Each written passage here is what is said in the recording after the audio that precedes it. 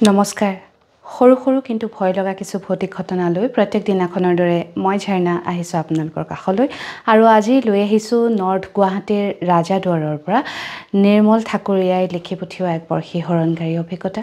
এই অভিজ্ঞতা আপোনালোকৰ আগত ব্যক্ত কৰাৰ আগতে অনুৰোধ কৰিছোঁ, যদিহে আপুনি মোৰ ইউটিউব চেনেলটো এতিয়া ছাবস্ক্ৰাইব কৰা নাই, যদি বেয়া নাপায় ছাবস্ক্ৰাইব কৰি থ'ব।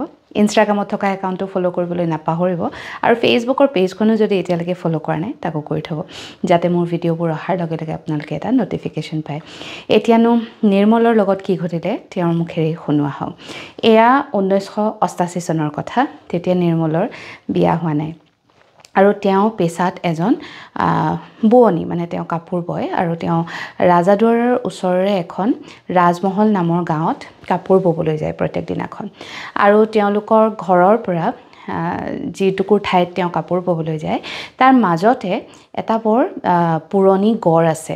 গড় মানে বুজি পাইছে ন, টিলাৰ নিচিনা এটুকুৰ ঠাইত, আৰু সেই ঠাইটুকুৰা গছ গছনিৰে ভৰা।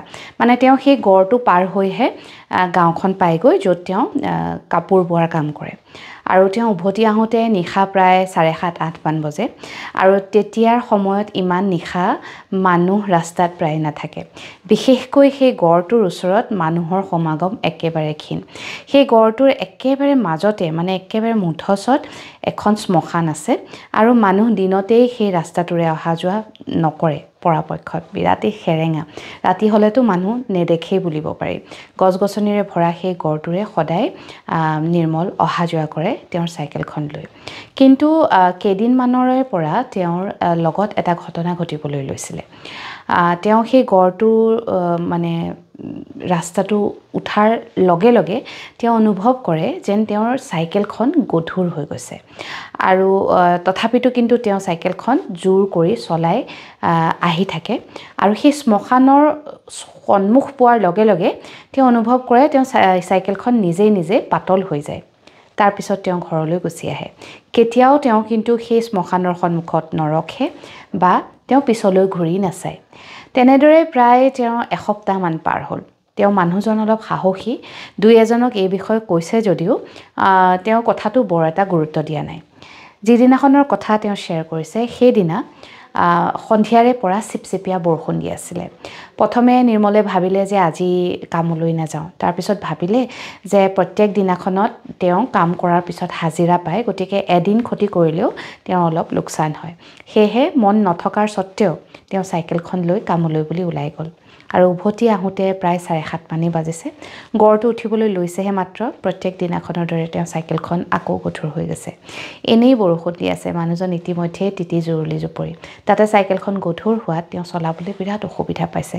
আৰু তেতিয়াৰ সময়ত ৰাস্তাবোৰো বিৰাট বেয়া আছিলে, গতিকে একে বোকাৰে ভৰা ৰাস্তাত যেনে তেনে তেওঁ চাইকেলখন চলাই আগুৱাই গৈ আছে। শ্মশানখনৰ ওচৰ পাওঁতেই তেওঁ চাইকেলখন হঠাতে সদায়ৰ দৰে পাতল হৈ গ'ল। সেইদিনাখন তেওঁ নাজানে কি মন গ'ল, তেওঁ চাইকেলখন পাতল হোৱাৰ লগে লগে ৰখিলে। ৰখি পিছলৈ ঘূৰি চাইছে। তেওঁ ঘূৰি চাই দেখিছে এজনী ছোৱালী। ছোৱালীজনীৰ পিঠৰত এযোৰ বগা সাজ। বৰষুণত পিছে সেই সাজযোৰ তিতা নাই। ছোৱালীজনীৰ মুখখন পিছে নিৰ্মলে বৰ ভালদৰে দেখা পোৱা নাই। আন্ধাৰত মানে মুখখন যেন ঢাক খাই আছে। কিন্তু ছোৱালীজনীৰ চকুহাল নিৰ্মলে দেখা পাইছে। চকুহাল তৰতৰাই আছে আৰু চকুহালেৰে যেন ছোৱালীজনীয়ে কিবা এটা ক'বলৈ বিচাৰিছে। কিন্তু নিৰ্মলে চাইকেলখন ৰখাই ছোৱালীজনীক কিবা এটা সোধাৰ আগতেই ছোৱালীজনী গড়টোৰে তললৈ নামি অদৃশ্য হৈ গ'ল। সেই দৃশ্য দেখাৰ পিছত নিৰ্মলৰ বিৰাট বেছি ভয় লাগিলে। মানে বৰষুণ পৰি আছে, মানুহজন তিতি জুৰুলি জুপুৰি, তথাপিতো সেই দৃশ্য দেখাৰ পিছত নিৰ্মলৰ মানে গাৰ পৰা ঘাম ওলাইছে। তেওঁ ধৰিব পৰা নাই কি হৈছে। তাৰপিছত যেনে তেনে চাইকেলত উঠি নিজকে সংযত কৰি তেওঁ ঘৰলৈ বুলি বাট বুলিলে। সেই দিনাখনৰ পিছত 3 দিন নিৰ্মল আৰু কামলৈ যাব নোৱাৰিলে। নিৰ্মলৰ মনটো খোদুৱাই থাকিলে। তেওঁ সেইদিনাখন কি দেখিছিলে, কাৰ মুখামুখি হৈছিলে, মানুহ নে বেলেগ কিবা। সেই দৃশ্য দেখাৰ পিছত 3 দিন তেওঁ কামলৈ নগ'ল। কিন্তু 4ৰ্থ দিনা তেওঁ কামলৈ গ'ল, উভতি আহিছে। তেওঁ আকৌ আশা কৰিছে যেন তেওঁৰ লগত সেই ঘটনাটো ঘটিব। চাইকেলখন গধুৰ হ'ব, শ্মশানখনৰ ওচৰত চাইকেলখন পাতল হ'ব আৰু নিৰ্মলে সেই ছোৱালীজনীক সুধিব আচলতে তেওঁ কোন। কিন্তু আচৰিত ধৰণে সেই দিনাখনৰ পাছৰে পৰা নিৰ্মলৰ লগত আৰু এই ঘটনা কেতিয়াও নঘটিলে। এই ঘটনা ঘটা আজি বহু বছৰ হ'ল। ছোৱালীজনীৰ মুখখন পিছে নিৰ্মলৰ আজিও মনত আছে।